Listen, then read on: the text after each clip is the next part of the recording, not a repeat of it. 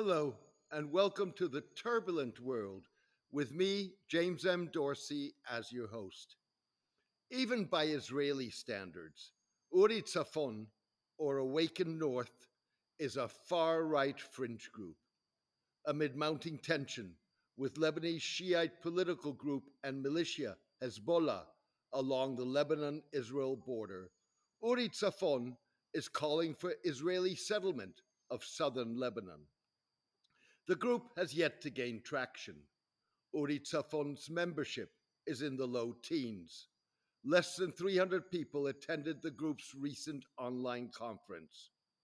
Few, if any, of the 80,000 Israelis who were evacuated in October from their homes in northern Israel because of daily exchanges of fire between Hezbollah and the Israeli military have expressed support for Uri Tzafon.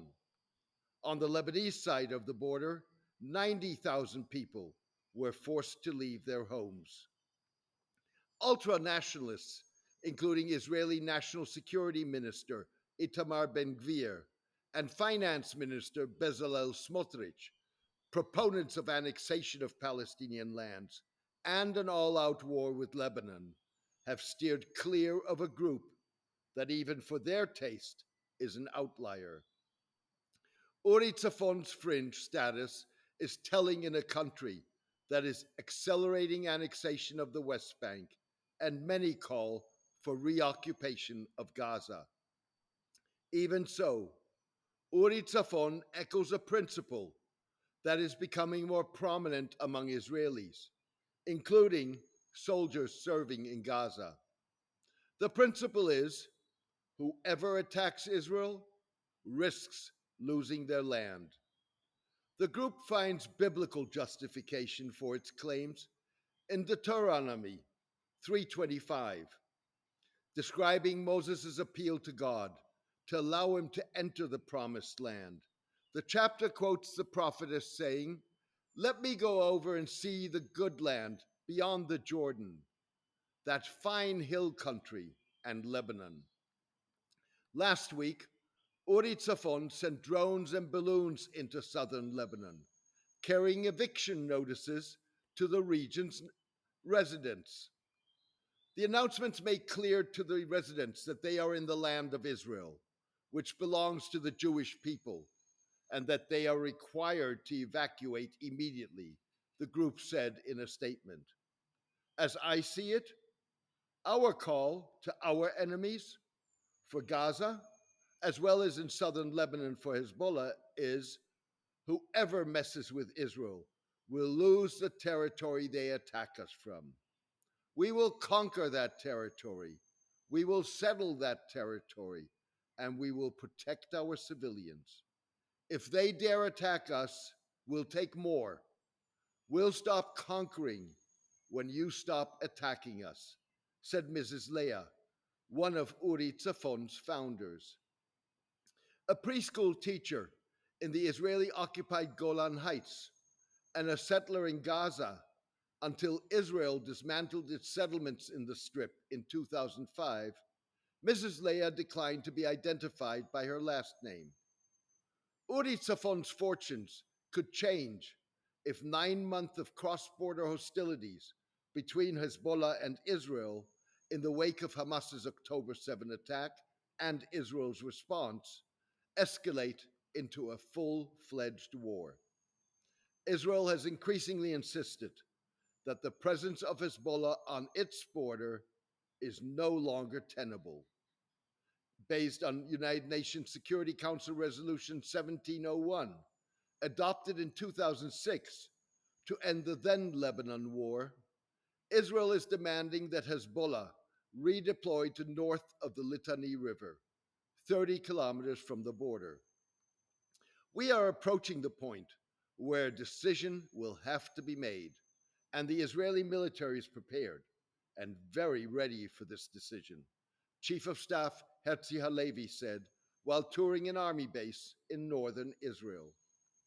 In his first sit-down interview on Israeli television since the Gaza war erupted, Prime Minister Benjamin Netanyahu said the military's focus could shift to Lebanon, because the intense phase of the war with Hamas is about to end. The Prime Minister said the shift would be, first of all, for protection purposes, and secondly, to bring our residents home as well. If we can do it politically, that would be great. If not, we will do it in another way. But we will bring everyone back home, all the residents of the North and the South. Mr. Netanyahu was referring to Israeli evacuees from the Lebanese border, as well as areas adjacent to Gaza. In December, Mr. Netanyahu threatened to do to Lebanon what Israel has done to Gaza. If Hezbollah chooses to start an all out war, then it will turn by its own hand Beirut and southern Lebanon into Gaza, Mr. Netanyahu said. Hezbollah has rejected any discussion of border arrangements until a ceasefire in Gaza is implemented. Last week, Israel said it had finalized plans for a Lebanon offensive after Hezbollah drones successfully evaded Israeli air defenses and penetrated the country's airspace to fill military installations and critical infrastructure. In response, Hezbollah leader Hassan Nasrallah warned that his group would fight with no rules and no red lines. Mr. Nasrallah added, "The enemy knows that have prepared ourselves for the worst, that no place across the Zionist entity will be spared our missiles and drones." Raising the stakes, Lebanese whistleblowers reportedly revealed that weapons, including a highly explosive and toxic white powder known as RDX, arriving on flights from Iran, were stored at Beirut airport. The whistleblowers alleged that there was an increased presence of Hezbollah commanders at the airport. Lebanon's Hezbollah-backed caretaker Public Works and Transport Minister Ali Hamir was quick to deny the allegation. With Israeli Defense Minister Yoav Gallant visiting Washington for talks with Defense Secretary Lloyd Austin and other senior officials, the Biden administration appears to have another chance to avoid an escalation that could provoke a regional Middle East war. The meetings with the senior U.S. government officials are critical for the future of the war in Gaza and Lebanon, Mr. Gallant said as he departed for Washington. Last week, President Joe Biden's Middle East envoy, Adam Hochstein, failed to reduce tensions in talks in Jerusalem and Beirut. Mr. Gallant's visit comes amid a public spat between Messrs. Biden and Netanyahu after the Israeli prime minister accused the president's administration of holding up arms shipments to Israel. U.S. officials said they don't know what Mr. Netanyahu is talking about. If Mr. Netanyahu is correct, resuming the shipments could be the carrot U.S. officials dangle to achieve Israeli restraint in Lebanon. It would allow Mr. Netanyahu, pressured by his far right coalition partners and mass protests calling for his resignation, to project himself as having stood up to the United States. Uri Tzafon's antecedents suggest that one ignores the group at one's peril. It calls for settlement of southern Lebanon echoes a call by Gush Emunim, or Bloc of the Faithful, the original ultra-nationalist West Bank settlers movement that called for the return to the homeland of the tribe of Asher during the 1982 Lebanon War. Asher is one of Judaism's 10 lost tribes. Like Urit Safon, Gush Emunim was a fringe group created in 1974. 50 years later, West Bank settlers are a powerful political force in Israel. Messieurs Ben-Gvir and Smotrich are among the 750,000 Israelis that live in West Bank settlements today. Daniela Weiss, a one-time Gush Emunim leader, and Yehudit Katzover, a settlement activist in the 1970s and 1980s, were among the speakers at the Uri Tzafon conference. There are many obstacles, but we will bang our heads against the wall, and the wall will break. In Lebanon as well, said Mrs. Weiss, who is in the front line of the campaign to resettle Gaza. Mrs. Weiss and Mrs. Katsover are one of the success stories of Israel's last half century.